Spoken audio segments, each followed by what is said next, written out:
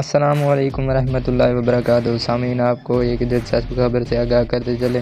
इससे पहले अगर आपने हमारा चैनल अभी तक सब्सक्राइब नहीं किया तो आपसे रिक्वेस्ट है हमारे चैनल को सब्सक्राइब कर दें और साथ ही वीडियो को लाइक भी कर दें। वीडियो को कहीं से स्किप मत करना, वीडियो मुकम्मल वॉच करना, क्योंकि हम न्यूजीलैंड और इंडिया के टेस्ट मैच की बात कर रहे हैं। इंडिया अपने घर में न्यूजीलैंड से नहीं जीत सका तो कहाँ जीतेगा। पाकिस्तान को ही देख लो, कैसे बांग्लादेश को हरा दिया। भारतीय मीडिया अब अपनी टीम पर बोल उठे हैं। इंडिया टीम अब तो बांग्लादेशी टीम से भी कम पड़ गई है। अच्छी खासी बेइज्जती कर रहे हैं इंडिया मीडिया।